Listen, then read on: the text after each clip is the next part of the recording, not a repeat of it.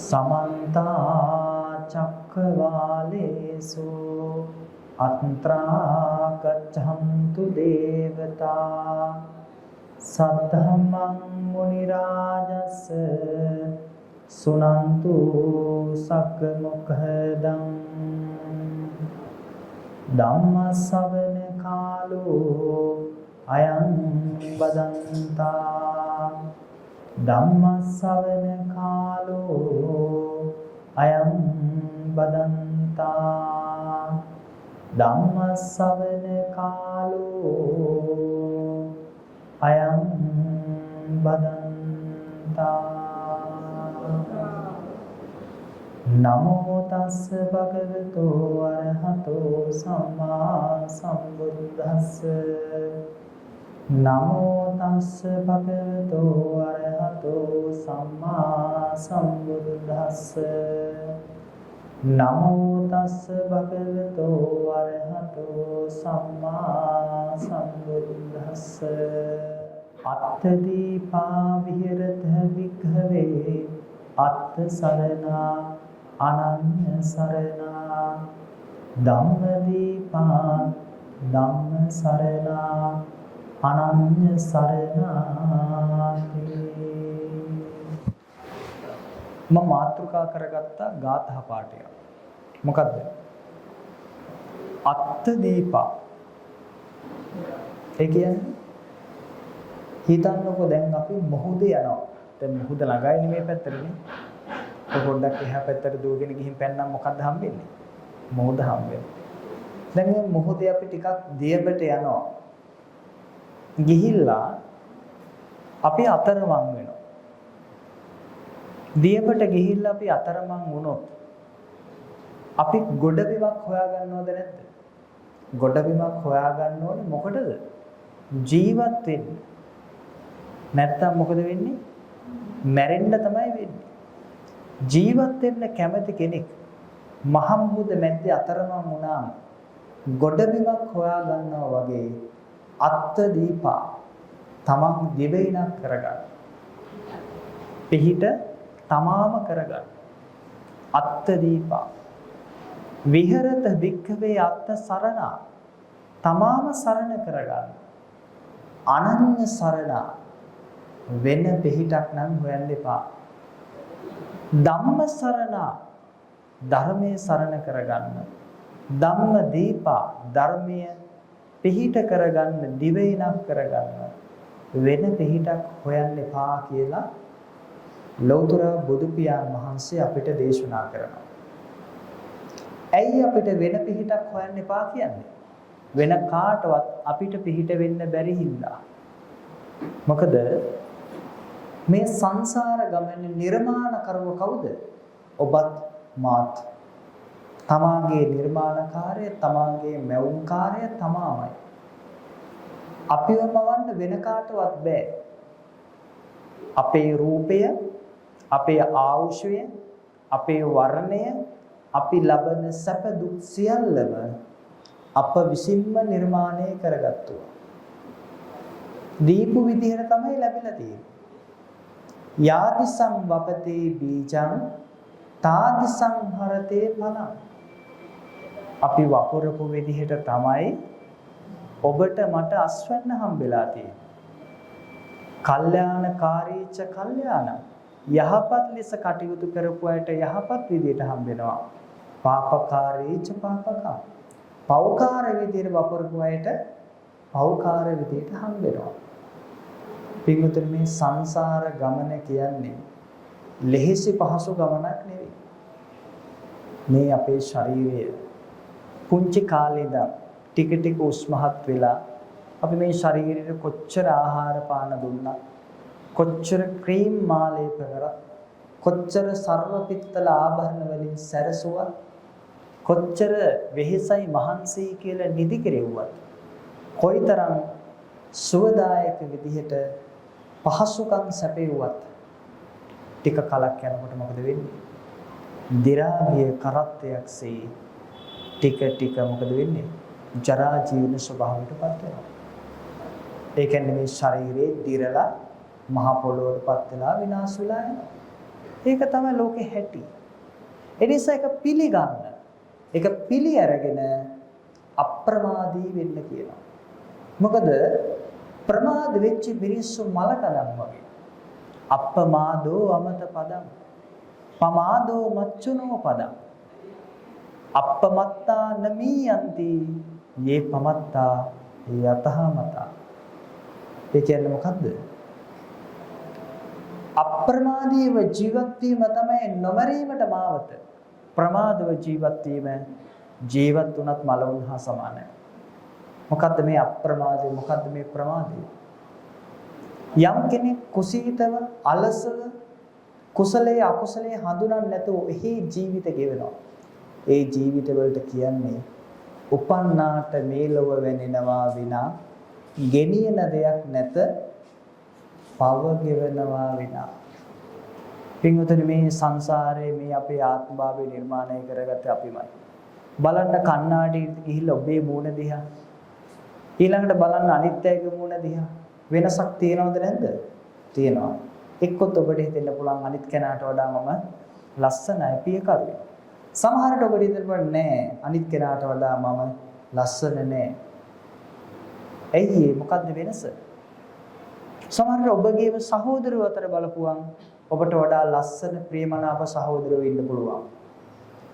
සමහරට ඔබට වඩා ප්‍රේමනාප නැති සහෝදරයෝ ඉන්න පුළුවන්. එකම අම්මගේ එකම තාත්තගේ දරුවොත් වෙනස්. මොකක්ද මේ වෙනස? කම්මං සත්තේ විභජති යදිදම් හීන පනීතතායති. බෙදලා තියෙන්නේ කුමකින්ද? කර්මයෙන්.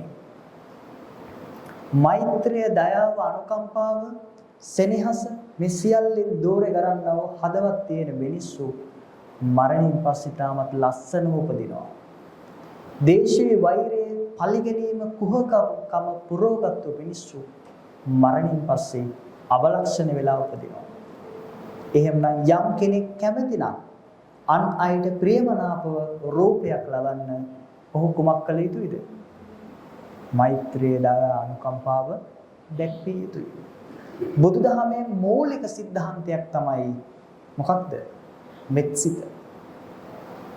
බලන්න අපේ ජාතික කොටේ දිහා. ජාතික කොටේ තියෙන බෝපත් හතරක්. ඒ බෝපත් හතරෙන් අර්ථ ගැන්වෙන්නේ මොකද්ද? මෙත්තා, කරුණා, මොදිතා, උපේක්ඛා කියන සතර බ්‍රහ්ම විහරණ. මෙත්තා කියලා කියන්නේ මිත්තත්වය. කරුණා කියලා කියන්නේ අනුන්ගේ දුකේදී පිහිටවන ස්වභාවය.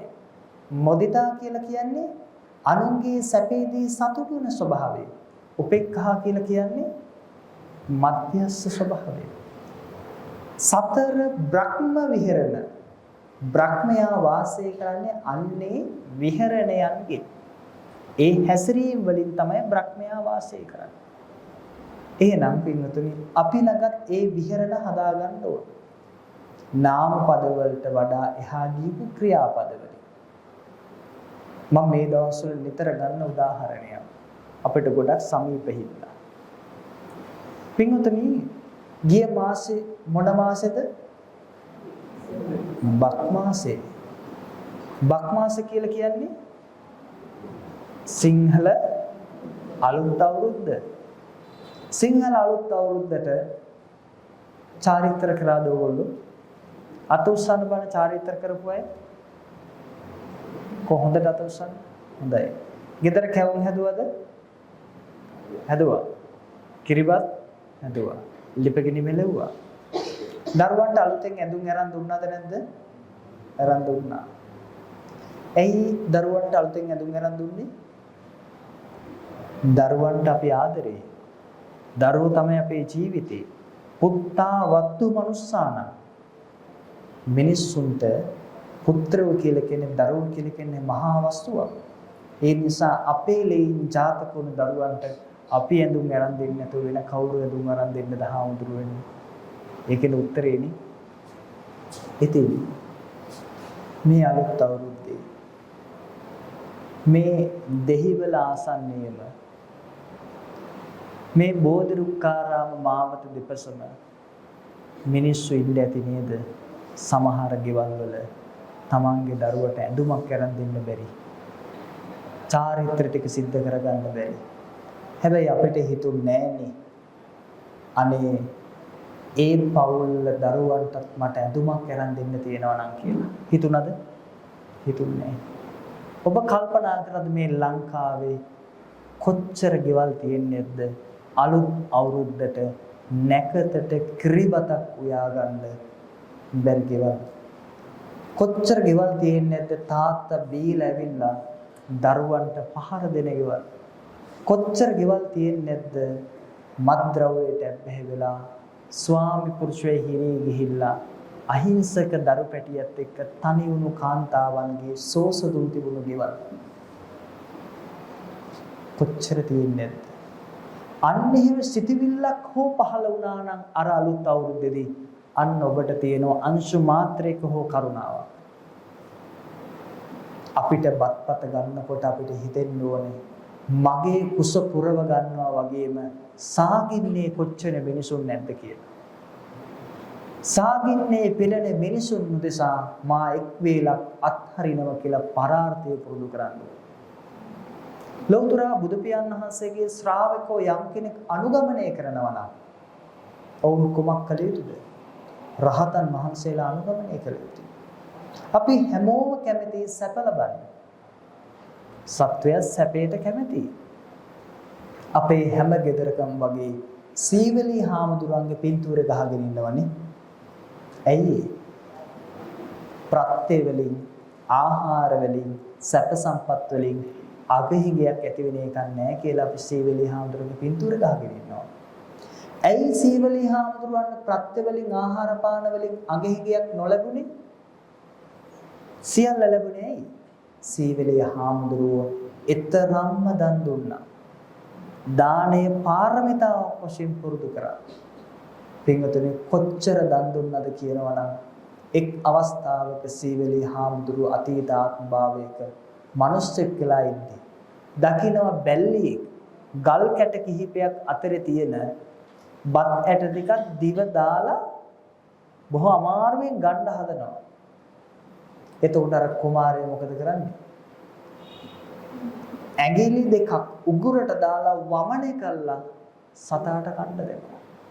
එතරම්ම දුෂ්කර විදියට තමාගේ කුසේ තියෙන එකත් එළියට අරගෙන බල්ලට දෙන්න. මොකද බල්ලට ඉතින් වමනේ කියන එක ප්‍රශ්නයක් නැති නිසා. අන්න ඒ විදියට දානීය පාරමිතාවක් වශයෙන් පුරුදු පුහුණු කරපු නිසා තමයි සීවලී හාමුදුරුවන්ට සියල්ල ලැබුණේ. අපි විමුක්තිය හොයාගෙන යන බුද්ධ ශ්‍රාවකයෝ. අපේ ඉලක්කය අරහත්ත්වය, පසේ බුද්ධත්වයේ, සම්මා සම්බුද්ධත්වයේ. අරහත්ත්වයේ පිණිස කුමක් කළ යුතුයිද? දස පාරමිතා වැඩි යුතුයි.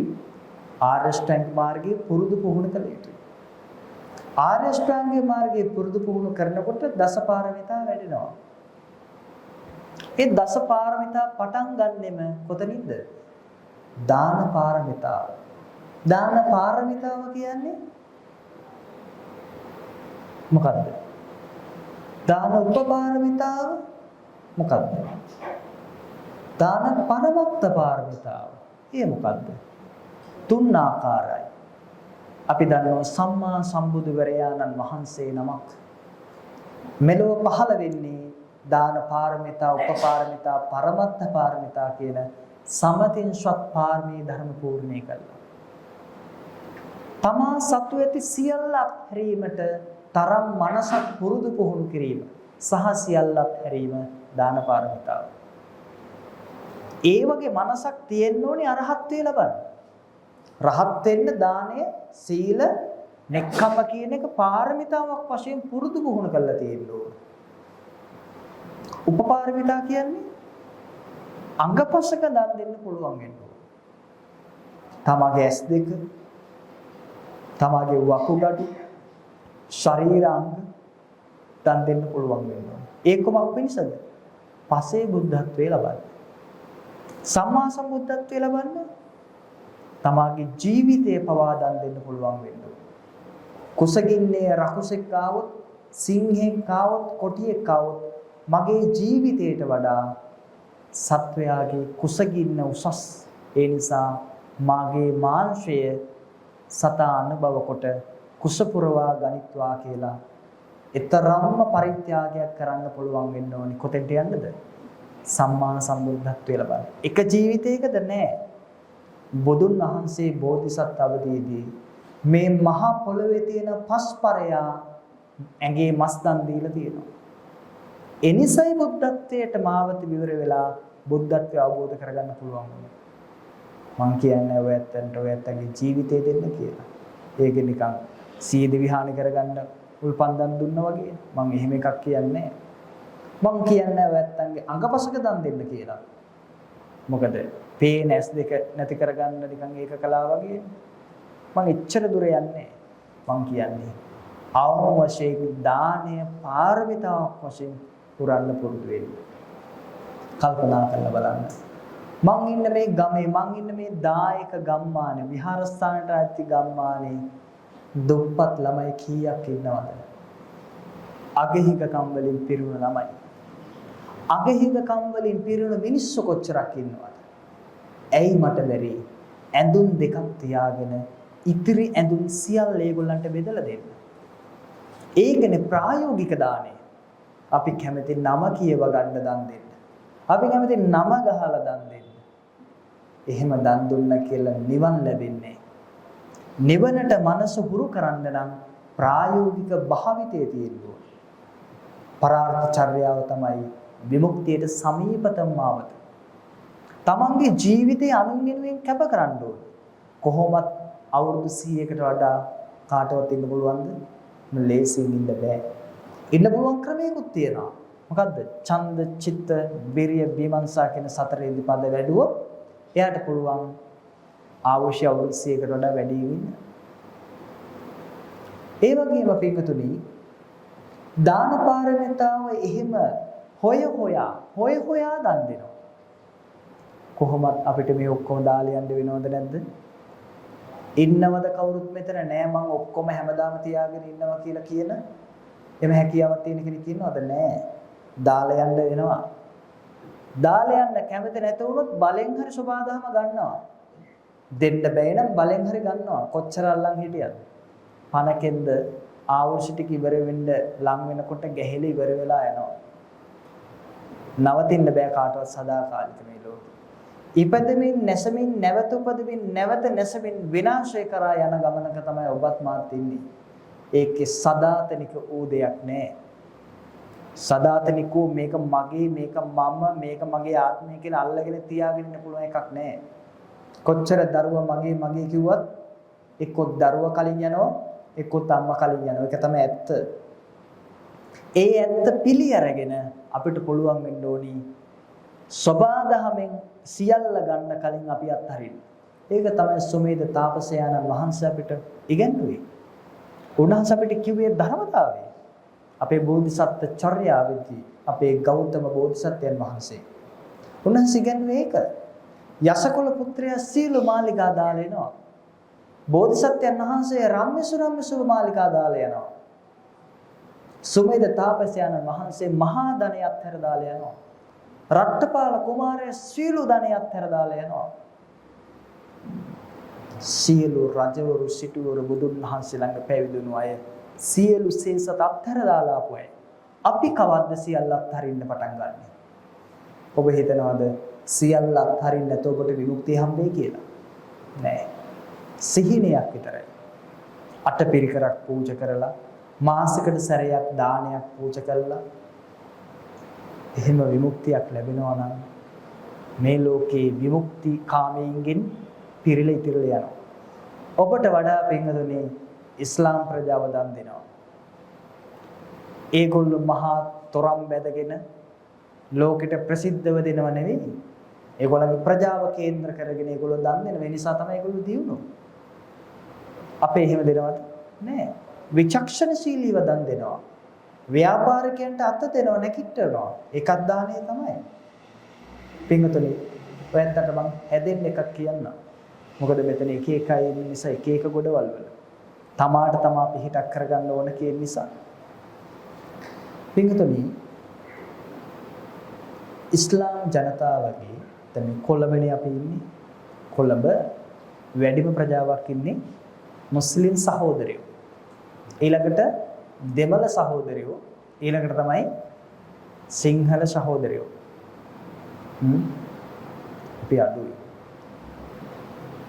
කොහොමද ඒගොල්ලෝ දියුණු වුනේ? කාගෙන් හරි කමක් නැහැ. දියුණු වෙන්න මාවතක් තියෙනවා නම් ගන්න එක හොඳයි නේ. නරක නෑනේ. කොහෙන් හරි කමක් නැහැ. දියුණු වෙන්න මාවතක් තියෙනවනේ.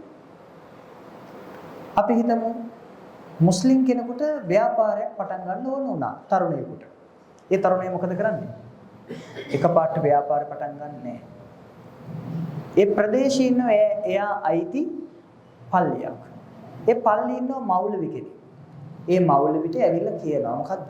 මට ව්‍යාපාරයක් පටන් ගන්න ඕන. කොච්චරක් විතර මුදලක්? මිලියන 10ක් විතර යනවා. මෞලවිතුමා බොහෝම නිශ්ශබ්දව බොහොම විමසීමෙන් අර තරුණයා කියන කතාව හොඳට අහගෙන ඉන්නකොට අපිට තේරෙනවා එයා කියන්නේ ව්‍යාජයක්ද එහෙම නැත්නම් අවංකවමද කියන්නේ. ඒකට බුදුදහමේ කියන ගුණය මොකද්ද? සුවච. සුවච කියන්නේ මොකද්ද? අනුන්ට ඇහුම්කන් දීමට ඇති හැකියාව. බෞද්ධ අපිට නැතිම එකක් නේ. මහත්ය කියන එක නෝන අහන්නේ, නෝන කියන එක මහත්ය අහන්නේ, තාත්තා කියන එක දරුවෝ අහන්නේ, දරුවෝ කියන එක තාත්තා අහන්නේ, අම්මා කියන එක දරුවෝ අහන්නේ, දරුවෝ කියන එක අම්මා අහන්නේ. එකට එක කට ගහගෙන යනවා. හැබැයි අර මෞලවිතුමා අර තරුණය කියන එක අහගෙන ඉන්නවා. අහගෙන ඉඳලා එයා කැමති ව්‍යාපාරය මේ වෙනකොට කරන ව්‍යාපාර ශාස්ත්‍රයේ දියුණු අයට කතා කරනවා. එහෙම දත්ත පද්ධතියක් තියෙනවා මෞලවිවරුලා. ව්‍යාපාරික 4 දිනකට විතර කතා කරනවා. කතා කළා තරුණයට කියන මොකක් කියලාද? ඔයා ගිහිල්ලා හම්බෙන්න අර ව්‍යාපාරිකව 4 දෙනා. දැන් අර තරුණයා මොකද කරන්නේ? අර ව්‍යාපාරිකව 4 දෙනා හම්බෙනවා. හම්බෙලා ව්‍යාපාරිකව 4 දෙනාත් එක්ක අදහස් සූමාරු කරගන්න. ඊටසේ මෞලවිතුමා අර ව්‍යාපාරිකව 4 දෙනාට කතා කරනවා. කොහොමද කොල්ලගේ හැටි? ප්‍රශ්නයක් නෑ, යාට නම් මේ වැඩේ කරගෙන යන්න පුළුවන් කියලා කියනවා. ඊටසේ මෞලවිතුමා කතා කරනවා 100ට 1ක් පමණ උපේන ධනයෙන් කොටසක් ඉතුරු කරලා දුප්පතුන් සඳහා යොදවන ව්‍යාපාරයක් දින මුස්ලිම් අයලා. රුපියල් 100ක් එකතු කරොත් උපෙව්වොත් රුපියලක් අයින් කරනවා. 1000ක් ඉතුරු කරොත් කීයද? 100ට 1යි නම් 1000ට 10යි. 100ට 1යි නම් 1000ට 10යි.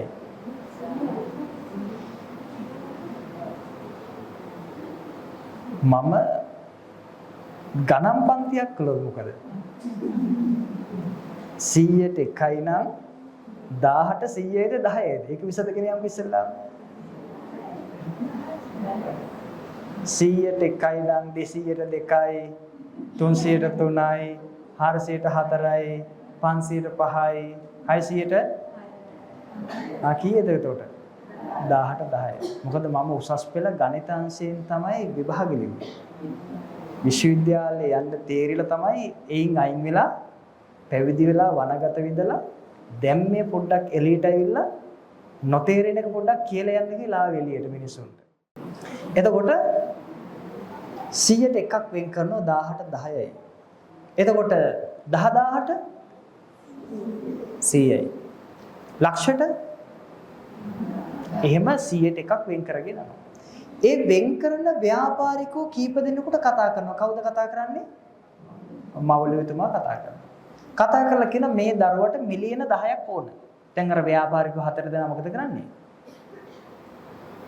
මෞලවිතුමාට දෙනවා මිලියන 10ක්.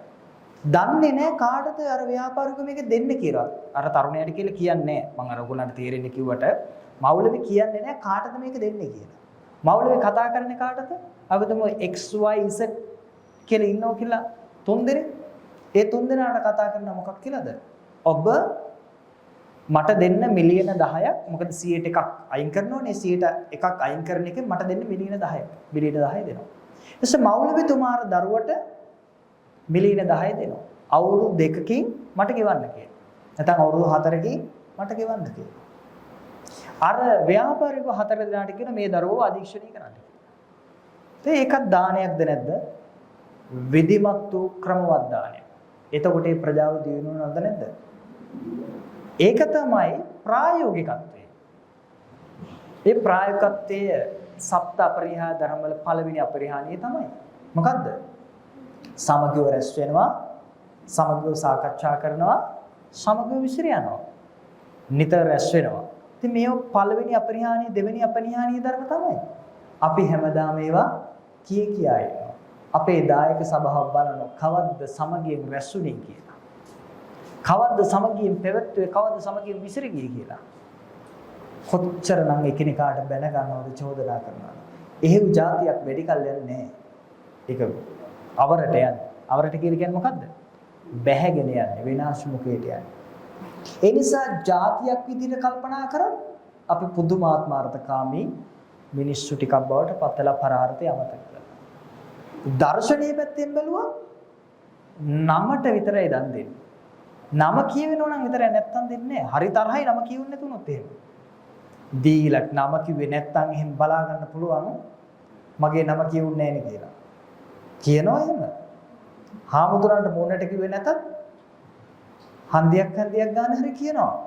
ගෙදර ගිහිල්ලා කියන්න මිනිස්සෙක් නැත්තම් කණ්ණාඩි ඉස්සරහට ගිහිල්ලා හරි කියනවා. මම මෙච්චර දේවල් ටිකක් කරා අඩුමතරමේ නමක්වත් කිව්වේ නැහැ කියලා. පින්තුනි, අපි මේ දුරු කරන්න හදන්නේ මොකද්ද? බෞද්ධයා නිවන් දකින්න කියලා දුරු කරන්නේ මොකද්ද? මමත්වේ. නේ? මම මගේ කියන මේ ආත්ම දෘෂ්ටිය අයින් කරනවා. මම මගේ කියලා තියෙන හැඟීම ඉවත් කරනවා. ඉවත් කරනවා කියලා කොට ගොඩනගා ගන්න මේක. දීලා දෙයක් බලාපොරොත්තු වෙනවා නම් පින්වතුනි හිතන්න එපා ලැබෙයි කියලා.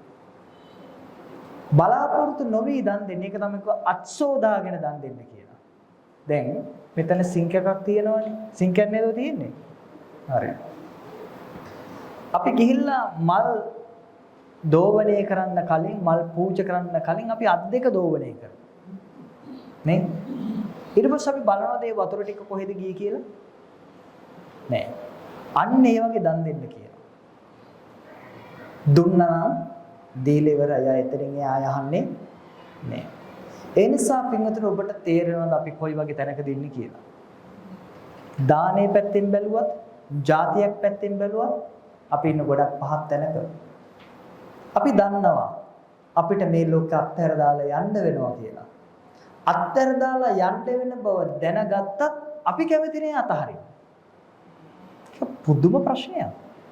ඒක තමයි කෙලෙස් වල හැටි. කෙලෙස් වල ස්වභාවය මොකද්ද? දෙන්න කැමති නෑ. හැබැයි දෙන්න කැමති මිනිස්සුන්ට තමයි විමුක්තිය ළඟ. දැන් හිතන්නකෝ යශකවල පුත්‍රයා සියලු ධනෙ සියල්ල අත්හැරලා බුදුන් වහන්සේට සම්මුඛ වෙනවා. ඒ නිසානේ නිවන් දැක්කේ. සිද්ධාර්ථ ගෞතමයන් වහන්සේ රම්මසුරම්ම සුභ මාලිගා අත්හැර දාලා, සිය ආදරණීය බිරිඳ අත්හැර දාලා, සිය ආදරණීය පුත්‍රයා අත්හැර දාලා, ඊළඟට ලැබෙන දෙන කිරුළ අත්හැර දාලා, සියල්ල අත්හැර දාලා මැටි පාත්‍රයක් අරගෙන කසාවතකින් කය සරසාගෙන රාජ්‍ය දාලා යනවා. ඒ දාලා ගියපු හින්දා නේද බුදු උනේ? නැත්තම් බුදු වෙයිද?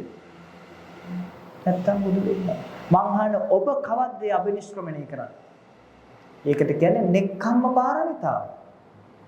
හිතන්න එපා අරහත්ත්වේ නිකම්ම හම්බෙයි කියලා. නෙක්ඛම්මේ පුරුදු කරන්න ඕනේ. දැන් මම පැවිදි වෙනකොට මගේ පැවිද්ද ගැන මගේ ලොකු තාත්තා ගිහින් කියලා තුන අපේ ඥාති හාමුදුරුවෝ. අන්න කැම්පසුත් තේරලා මහාන වෙන්න හදනවා කියලා. එතකොට ඒ හාමුදුරුවෝ මොකද්ද කියලා තුනේ? පිස්සුද කියලා අහලා අපේ ඥාති හාමුදුරුවෝ. මම නම කියන්නේ. මොකද්ද කිව්වේ? පිස්සුද මහාන වෙන්නේ කියලා. අර කැම්පස් ගිහලා උපාධිය ගන්න. ඇයි ඒ? නෙක්ඛම්මේ අවබෝධ කරගෙන නැහැ. පින්වතුනි කවදාවත් ඔයත් නමක් ගහන්නේ දානයක් දීලා පුටුවක් හදලා පිගානක් දීලා නෙක්ඛම්මේ දන්නවනම්. නෙක්ඛම්මේ කියලා කියන්නේ අපේක්ෂා විරහිතවත් හරිනවා. අපේක්ෂා විරහිතවත් හරිනවා. නෙක්ඛම්මය. අයින් වෙලා යනවා. නික්මෙනවා. ගිහිගේ නික්මෙනවා. ඉතින් ගිහිගේ නික්මෙන්න බෑනේ ඔබට ওই ඉන්න විදිහට. බැදීම් සමුදායක් හදාගෙන. නේ? මං කියන්නේ ඔක්කොටම ගෙදර ඇවිල්ලා මහාන වෙන්න කියන එක නෙවෙයි. අත්තර දාලා ඇවිල්ලා මහාන වෙන්න කියන්නේ නෙවෙයි. ඒහා සමාන මනසක් අපිට හදාගන්න වෙනවා අරහත්ත්වයේ කරා යනවනම්. ඒ මනසක් අපේ නෑනේ. නේ? මෛත්‍රිය අපේ නෑනේ. කරුණාව අපේ නෑනේ. මුදිතාව නෑනේ. අනුන්ගේ සැපේදී සතුටු වෙන ස්වභාවය කෝ අපිට? අපිට බෑනේ අනතුරක් විශ්ලේෂණය කරගන්න.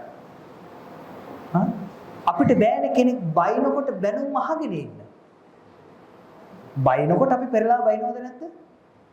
උපේක්ෂාව එතකොට. උපේක්ෂාව පාරමිතාවක් කරන්න. උපේක්ෂාව පාරමිතාවක් විදිහට පිරුවොත් තමයි නිර්වාණය සමීප වෙන්නේ. එහෙනම් මේ සියලු දේවල් අපිට වඩන්න තියෙන සියලු දේවල් අපිට පුරුදු පුහුණු කරන්න තියෙන කොමක් තුනද? පරාර්ථ චර්යාව තුන. බිත්ති හතරක් හදාගෙන ඒක උඩ වහලයක් ගහගෙන ඔය මාසෙකට කීයක් කරේ වැටුපක් ලැබගෙන ඒ වැටුපෙන් මොනවා හරි බඩු මුට්ටු ටිකක් අරගෙන තුන් වේලම කාලා ඇඳලා ජීවත් වුණා කියලා ඇති වැඩක් නැහැ. එහෙම එකක් මැරිලා යනවා. අර හිඟන්නත් මැරිලා යනවා. ඊට වඩා හොඳයි මොකක් කරන එකද? ගන්න කුසට ආහාර අරගෙන ඒ ශක්තියෙන් ලෝකයට වැඩ කරන එක. මම දකින්නේ ලංකාවේ වැඩපොරේ ඉන්නේ වහල්ලු. ඔවුන් කවුරුන් හෝ සේවකයෙකුට ස්වාමියායි ආමන්ත්‍රණය කරමින් තමන්ගේ සේවය සපයන. සේවය සපයනවට වැටුපක් හම්බ වෙනවා. ඒ වැටුපෙන් කෑම ටික ඇඳුම් පැළඳුම් ටික අරගෙන අනේ ඉතින් ජීවත් වෙනවා. ඊළඟ දවසෙත් ඔහු අවදි වෙනවා. අවදි වෙලා ඊළඟ දවසෙත් ඔහු රැකියාවට යනවා. ඔහු දකින්නේ නැහැ ඉර උදා වෙන විදිහ. ඔහු දකින්නේ නැහැ උදේ පාන්දර කුරුල්ලු කිචි පිචි ගාන හඬ. ඔහුට ඒව ඇහෙන්නේ නැහැ. ලේනුන්ගේ ටින්ටි නාදය උට ඇහෙන්නේ. හවසට මේ මුහුදු වෙරළේ ඉර බැසගෙන යන විදිහ උ දකින්නේ. වෙරළ යවිදිමින් ඒ සෝභා సౌందර්යය ඔහු විඳින්නේ. මොකක්ද ව්‍යාජ කෘතිම ලෝකයක අපි හිර වෙලා ඉන්නේ. ඔබ හිතනොද ඒ ව්‍යාජත්වයේ ඔබට නිර්වාණය සමීප කරවයි කියලා? නෑ, කවදාවත් නෑ. සෝභාදහම නැමැති මාතාව සතුටු වෙන්නේ ඒ අම්මා තේරුම් ගත්ත දවසට. අපේ අම්මා කවුද? සෝභාදහම. අපෝ නිර්මාණය කරේ සෝභාදහම නැමැති මාතාව. සෝභාදහමෙන් තමයි සියල්ල අපිට ලැබුණේ. ඒ සෝභාදහම තේරුම් ගත්තට පස්සේ තේරුම් ගත්තු අය කියනවා මල් මාත් එක්ක hina වෙනවා කියලා. ගස් මාත් එක්ක කතා කරනවා කියලා. අහසේ වලාකුළු චලනය වෙන්නේ මාව සනසන්න කියලා. තේරි ගාථා ආරම්භ බලන්න. කීවල බලන්න. සෝභාදහම තේරුම් ගත්තු අම්මා තේරුම් ගත්තු දරුවා අම්මගේ තුරුලේ නැලවෙනවා. රමණීයානි අරඤ්ඤානි පබ්බතානි වනානිච වේතරාගා රමිස්සන්ති නතේ කාම ගවේසිනෝ. රමණීයානි අරඤ්ඤානි මේ මහා ඝන කැල හරිම ලස්සනයි රමණීයයි. වේතරාගා රමිස්සන්ති මේ මහා ඝන වනාන්තර රමණය කරන්නේ සන්තරපණය කරන්නේ ආස්වාද කරන්නේ රාගය ප්‍රහීන කරපු අය. හැබැයි ඒ වනයේ තියෙන සුන්දරත්වය රාගික මිනිස්සුන්ට දකින්න බෑ. නැත්තේ කාම ගවේසිනෝ. ඒ වනයේ සුන්දරත්වය තියෙන්නේ කාට දකින්නද? රාගේ නැති කරපු මිනිස්සුන්ට ඒක විඳින්න පුළුවන්. කාමය හොයන මිනිස්සුන්ට ඒක විඳින්න බෑ. කාමය කියන්නේ ඔව් හොයන්නේ ඇහැ පිනවන රූප. ඔව් හොයන්නේ කන පිනවන ශබ්ද. ඔව් හොයන්නේ නහය පිනවන සුගන්ධයන්. දිව පිනවන රස. කය පිනවන පහස. මේ පංචගාමයේ ඇලී ගැලී වාසය කරන මිනිස්සුන්ට මේ සෝභාදහම නැමැති මාතාවගේ යහනේ නැලවෙන්න බෑ. සෝභාදහම නැමැති මාතාවගේ යහනේ නැලවෙන්න පුළුවන් රාගය අඩු කරගත්තු මිනිස්සුන්ට. සම්පූර්ණයෙන්ම රාගය ප්‍රහීන කරන මිනිස්සුන්ට. ඒගොල්ලන් තමයි කඳු මුදුනකට ගිහිල්ලා ඉර උදා වෙන විදිය බලාගෙන ඉඳලා සැනසෙන්න පුළුවන්. මොකද හිතේ කිරිස් නැති හින්දා. මොහොත වෙරළට ගිහිල්ලා ඉර බැහැගෙන යනකොට මොහොත රළ වෙරළට එනකොට ඒ දෙස බලා සැනසෙන්න පුළුවන් කාමයේ අඩු මිනිස්සුන්ට. කාමයට බර වුණු මිනිස්සු හොයන්නේ ස්ත්‍රියක්, පුරුෂයෙක්. දිවට රස ආහාරයක්, නහයට හොඳ සුගන්ධයක්, ඇහැට රාගික දර්ශනයක්. හැබැයි ඒ මඩ ගොහරුවේ මිදුණු මිනිසුන්, උත්සාහවත් වෙන මිනිසුන් මේ අවටින් හමන සුළඟ ගතේ දැවෙටනකොට ඒ සෝබාදහමේ ආස්වාදයේ විඳිනවා. මං අහන්නේ අපි ඔය සෝබාදහමේ ආස්වාදයේ විඳින්න ඕනේ නැද්ද? විඳින්න ඕනේ. ඒක තේරුම් ගන්න ඕනේ. එතකොට හිතේ තියෙන බරගතිය අඩු වෙනවා, සැහැල්ලු වෙන්න පටන් ගන්නවා. මෛත්‍රිය, දයාව, අනුකම්පාව තමන්ගේ චිත්තසංතානෙ උපදින්න පටන් ගන්නවා. එතකොට තේරෙනවා මගේ දරුවත් එකයි මට, අල්ලපු ගෙදර දරුවත් එකයි මට, සිංහල දරුවත් එකයි මට, මුස්ලිම් දරුවත් එකයි මට, ලංකාවේ දරුවත් එකයි මට, ලෝකේ අනිත් දරුවත් එකයි මට. අන්න එතෙන්ට මනස ගේන්න ඕනේ. එහෙම මනස ගේනකොට බුදුන් වහන්සේ කියනවා මොකක් කියලාද? ඒක ධර්මයේ තුලින් මං සරල බස්ව හරින්න වැත්තන්ට කිව්වේ. ධර්මයේ තුලින් කියනවා මාතා යතහ නියං පුත්තං ආයුසා ඒක පුත්ත මනුරක්ඛේ එවම්පි සබ්බ භූතේසු මාන සම්භාවය පරිමාණ. කියන්නේ මොකක් කියලාද? එකම පුත්‍රයෙක් ඉන්න අම්මා කෙනෙක් ඒ පුතාට කොච්චර ආදරේ සෙනෙහස රැකවරණය ලබා දෙනවද? අන්න ඒ වගේ සියලුම දරුවන්ට, සියලුම සත්වයින්ට එබඳු වූ මනසක් පවත්වනවා. ඒ මනස හැදෙන්නේ නික්ලේශී වෙන තරමට. ඒ මනස සකස් වෙන්නේ කාම වස්තුන්ගෙන් ඈත් වෙන තරමට. ලිංගික වස්තුවක් මත ජීවිතේ යැපෙන්න තීරණය කරගත්තු මිනිස්සු අඳුරෙන් අඳුරටත්, ආලෝකයෙන් අඳුරටත් යනවා. ස්වාමියාට ලිංගික වස්තුවක් ඉන්නේ කවුද? බිරිඳ. බිරිඳට ලිංගික වස්තුවක් ඉන්නේ කවුද? ස්වාමියා. ඔවුන් එකිනෙකා යාවෙමින් තිරසනුන්සේ ඒ සැපේ හොයමින් කල්ගත කරනවා. ශ්‍රේෂ්ඨ මිනිස්සු හැමදාම බ්‍රහ්මචාරී. තනි ශ්‍රේෂ්ඨ මිනිස්සු තමයි බ්‍රහ්මචාරීත්වයෙන් ලෝකෙට ශාන්තිය ගෙනාවේ. මුනිවරු. අභියෝගයක් බාර ගන්න බැරි, හෘද සාක්ෂියක් නැති මිනිස්සු ව්‍යාජත්වයේ තමන්ගේ චිත්තසංතානෙන් පුරව ගන්නවා. ඔබ පන්සලට එන්නේ සංසාරයේ සැප ලබන්න. ඔබ නිවන් දකින්න පන්සල් එන්නේ නැහැ. හදවතට දක්තු කළ අවංක වහන්න. ඔබ දාන පූජා කළ බලාපොරොත්තු වෙන ඊළඟ ආත්මාවේ හොඳ ගෙදරක හොඳ ආහාර පාන සහිත උපදින්න. ඔබ සංඝයාට පාවඩ පූජා කරලා, ඔබ සංඝයාට යාන වාහන පූජා කරනවා නම් ඒව පූජා කරලා ලබන්න ඊළඟ ආත්මා මීට වඩා හොඳ යාන වාහනයක් හම්බෙන්න කියලා. ඔබ භික්ෂුන් වහන්සේලාට පාවහන් පූජා කරලා බලාපොරොත්තු වෙන්නේ මටත් හොඳ යාන වාහන ලැබෙන්න කියලා. ඔබ භික්ෂුන් වහන්සේලාට ආහාර පාන පූජා කරලා බලාපොරොත්තු වෙන්නේ මට මතු ආත්මවල ආයුෂ වර්ණ සැප බල නුවණ පංචක්‍රමෙන් ලැබෙන්න කියලා. ඉතින් භවයට ප්‍රාර්ථනා කරන එක නෙමෙයි කරන්නේ. ඒකට කියන මොන තණ්හාව කියලාද? භව තණ්හාව. එහෙනම් ඔබ දන් දෙන්නේ භව තණ්හාව වැඩි කරගන්නනේ. ඒ කියන්නේ දන් දෙන්න එපා කියන එකද? නෑ. දන් දෙන්න තණ්හාව නැති වෙන විදිහට. කිසිවක් බලාපොරොත්තු නෙවෙයි සියල්ලත් හරින. කිසිවක් බලාපොරොත්තු නෙවෙයි සියල්ලත් හරින තැන ඔබට විමුක්තිය ගේනවා. නිර්වාණයට සමීප වෙනවා. කිසිවක් බලාපොරොත්තු නොවි ලෝකයට සේවය සපයන්නේ. දැන් අපිට භික්ෂුවට කොච්චර බයිනවද නේ? අසභ්‍ය වදනි තමන්ගේ ආදරණීය මෑණියන් අනුස්මරණය කරමින් කොතෙකුත් බයිනවා, ගරහා කරනවා. බයින් එක හොඳයිද නරකයිද? බයින් එක හොඳයි. ඇයි? දේවදත්ත හිටපු එක හොඳයිද නරකයිද? බෝසත්යන් වහන්සේට බුදු වෙන්න. දේවදත්ත බුදුන් වහන්සේට බෝධිසත්වවදීදී උපේක්ෂා පාරමිතාව පුරන්න, ශාන්ති පාරමිතාව පුරන්න උදව් කරා. දේවදත්ත අකුසල් කරගත්තු එක වෙනම කතාවක්.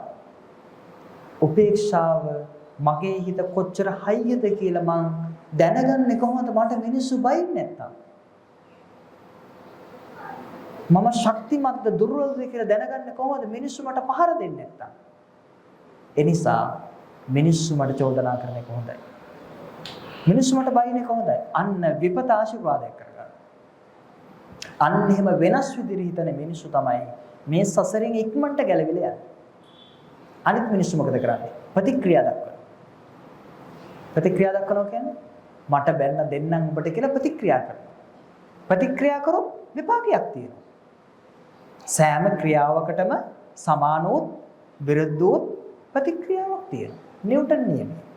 නිව්ටන් නෝක කියන්න කලින් බුදුහාමුදුරුවෝ කිව්වා චේතනහම් භික්ඛවේ කම්මං වදාමි. චේතනාවක් කළොත් ඒක තමයි ක්‍රියාව, ඒක තමයි ලැබෙන්නේ. චේතනා පහල කරොත් ක්‍රියාවක්. චේතනහම් භික්ඛවේ කම්මං වදාමි. ඒකට අනුරූප විපාකය හම්බ වෙනවා. දැන් බයින එකට, දොස් කියන එකට, චෝදනා කරන එක සමසිතින් දරා ගන්නවා. ප්‍රතික්‍රියා දක්වන්නේ. නිහඬ ඇනිස්ට්‍රලයි. ඇතිතරමක් බයින. ඇතිතරමක් චෝදනා කරන්නේ. මම නිහඬ ඇනිස්ට්‍රලයි. අක්කෝස භාරද්වාජ බුදුන් වහන්සේ දකින්න දෙනවා. ඇවිල්ලා බැනගෙන යනවා. බුදුන් වහන්සේ අහන්නේ මෙච්චරයි. අක්කෝස බැනලා ඉවරද? එහෙමයි ස්වාමීනි. බැනලා ඉවරයි. අක්කෝස ගෙදරට ඥාතියින් එනවද? එහෙමයි ස්වාමීනි ඥාතියින් එනවා. ආපුවම් කැම්බීම හදලා දෙනවද? එහෙමයි ස්වාමීනි කැම්බීම හදලා දෙනවා. ඒ ආපු ඥාතියින් කැම්බීම නොකෑවොත් අපරාධනීය විශ්ි කරන්නේ. අපි අනුභව කරනවා. ඒ වගේ ඔබ විසින් මාහට මේ කරන ලද සංග්‍රහය මා පරිභෝජනය නොකරමි. නැවත ඔබම බාර ගන්න.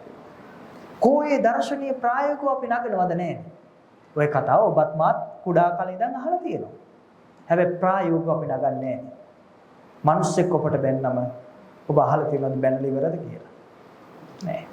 ඔබ කියලා තියෙනද ඔබගේ බැනුම් මා බාර ගන්න නැහැ, ඔබම බාර ගන්න කියලා නෑ.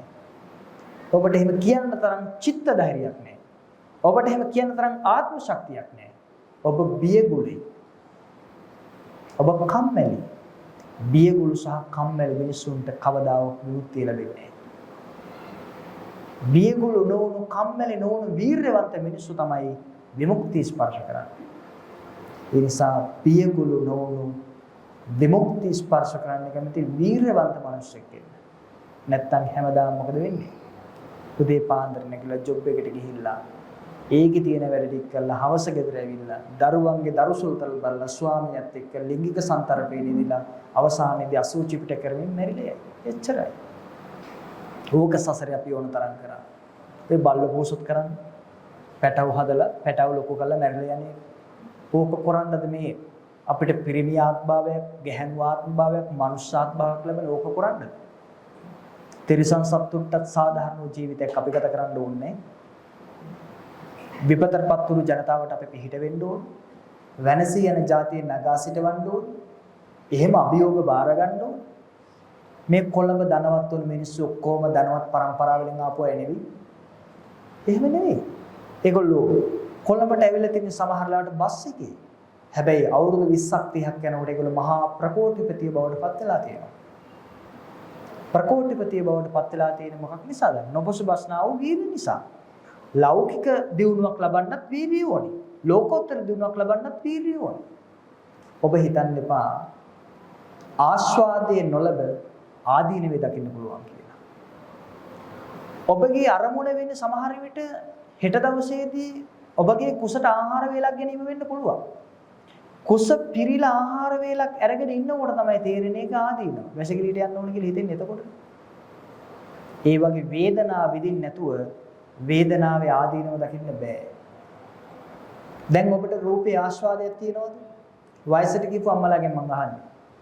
කෙස් පැහුණු හැමරලි වැටුණු, දත් වැටුණු, සොහොන් ලකුණු පේන අම්මලා දැන් රූපේට ආස කරනවද? දැන් නම් ඉතින් ඔන්න ඕන එකක්. ඇයි එහෙම වෙලා තියෙන්නේ? රූපේ ආස්වාදයේ වින්ද රූපේ පවත්වන්න බැලුව පවත්වන්න බෑ අත්හැරලා දැම්මා. එහෙනම් ආස්වාදයේ විඳින්න ඕනේ ආදීනවේ දකින්න. ඊට පස්සේ තමයි නික්මෙන්න පටන් ගන්න. නොමරේ ඉන්න විදිහක්.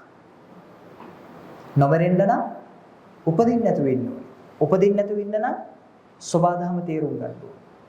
සබාධම අපිට කියන පණිවිඩයක් තියෙනවා. මොකක්ද මේ පණිවිඩය? ඔබට කිසිවක් අයිති නැහැ කියන එක. සබාධම අපිට කියන පණිවිඩය තමයි මොකද්ද? ඔබට කිසිවක් අයිති නැහැ. එහෙනම් අපි සබාධම පණිවිඩය තේරුම් අරගෙන මට කිසිවක් අයිති නැහැ කියලා අවබෝධ කරගෙන සියල්ලත් හරින්න ඕනේ. මොකක්ද සබාධම අපිට කියන පණිවිඩය? ඔබට කිසිවක් අයිති නැහැ. මට කිසිවක් අයිති නැහැ. මගේ කිසිවක් මේ ලෝකේ නැහැ කියන පණිවිඩය සබාධම අපිට කියන අම්මා අපිට කියනවා. පුතේ මොකවත් අයිති නැහැ ඔබට කියලා. එහෙමයි අම්මේ. මොකුත් මට අයිති නැහැ කියලා පිළිගත්තු දවසට ඔබ නිදහස් වෙනවා. ඔච්චරයි. නිවන කියන්නේ මට මොකුත් මේ ලෝකේ අයිති නැහැ කියන එක අවබෝධ කරගත්තා නම් අන්න නිවන් දකිනවා. අපිට නිවන් දකින්න බැයිද? පුළුවන්. මොකද්ද කරන්න තියෙන්නේ? මේ ලෝකේ කිසිවක් මට අයිති නැහැ කියලා අවබෝධ කරගන්න. අවබෝධ කරන්න නම් අතහරින්න ඕනේ. ඔබ වටිනාම දේ දන් දීලා බලන්න.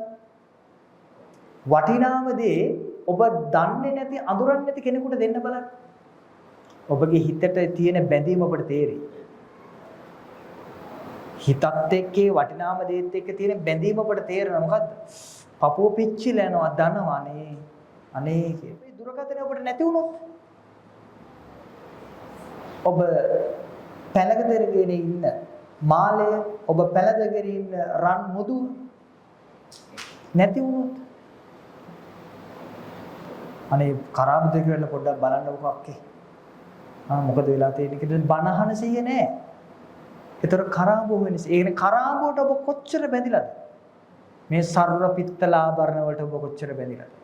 ඒ කිසිවක් කරන් යන්න පුළුවන්ද? බෑ. එහෙනම් අත්හැරලා බලන්න ඕන නැති වෙලා බලන්න ඕනේ කොච්චර බැඳිලාද කියලා.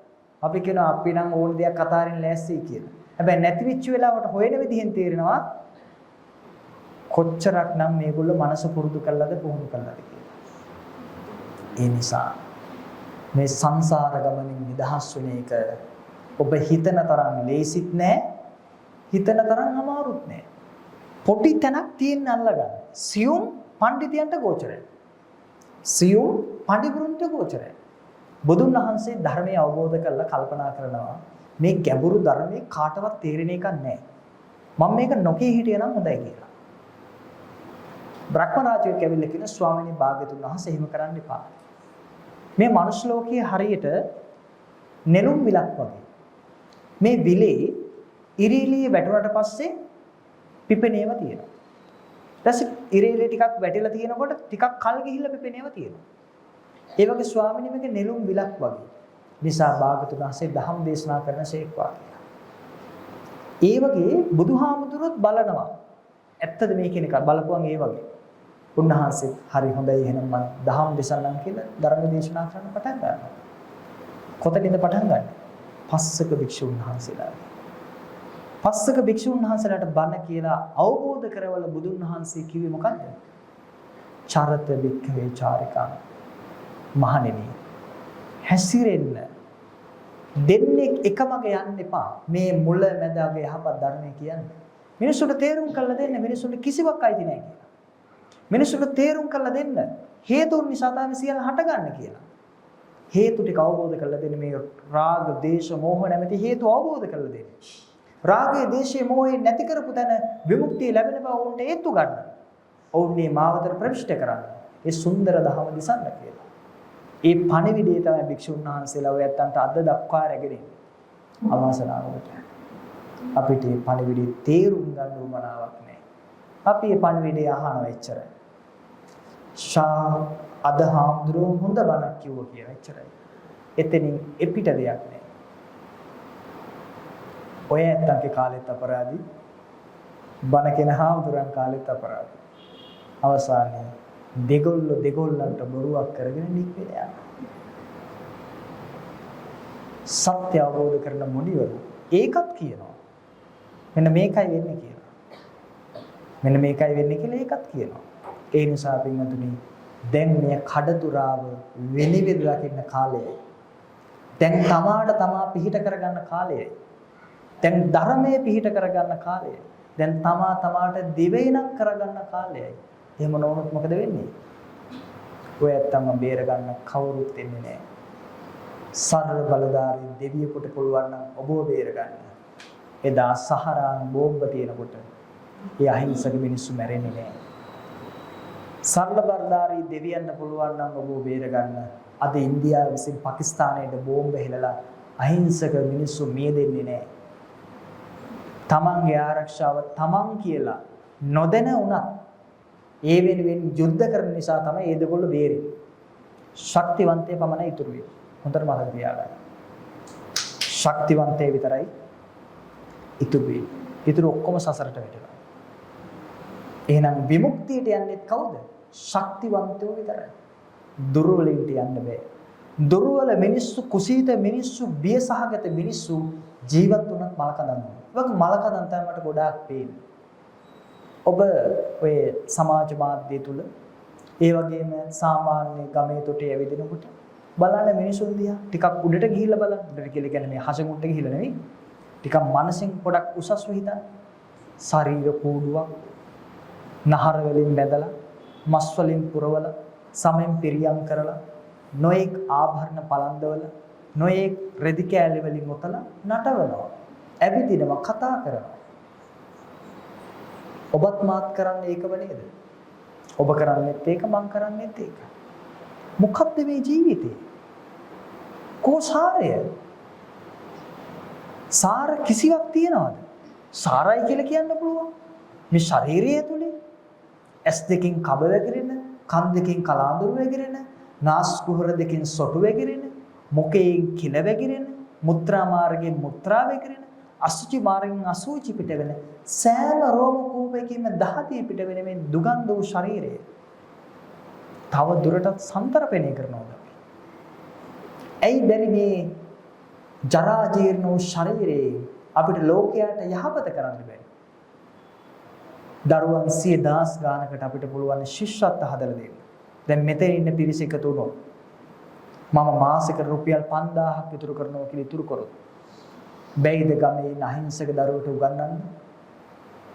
අපි කියන්නේ ඒ 5000න් කාලා ඇඳලා ජීවත් වුණා නම් කාපු දේ දුගදයි දීපු දේ සුවඳයි කියලා. අර දරුවා ඉගෙනගෙන දියුණු වෙච්ච දවසක් කියයි අපේ ගමේ සමිතියෙන් තමයි මට ටියුෂන් එකට යන්න සල්ලි ටික දුන්නේ. මම කැම්පස් එකට යනකොට මට ලැප්ටොප් එක අරන් දුන්නේ අපේ ගමේ සමිතියෙන් කියලා කියයි. අපේ ගම්වල තියෙන්නේ මොන සමිතිද? මරණාධාර සමිතිය. මරුණම ආධාර වෙන සමිතිය. මරුණම ඕක වැළලුවත් පිච්චුවත් කොයි එකත් එකයි මට නම්. කොහොමත් කොණු වෙනවා. මරණට පස්සේ කොහොමත් ඕක වලදා ගන්න. ජීවත් වෙන්නයි හයිය දෙන්න. ජීවත් වෙන්නයි ශක්තිය දෙන්න. ඒ නිසා මරණාධාර සමිතිය වෙනුවට අපි ගොඩනගා ගන්න ඕනේ සුබ සාධක සමිතිය. ඉගෙන ගන්න දරුවෝ අධ්‍යාපනය උසස් කරන්න ඕනේ. ශාලා හැදෙන්න ඕනේ භාවනා කරන්න.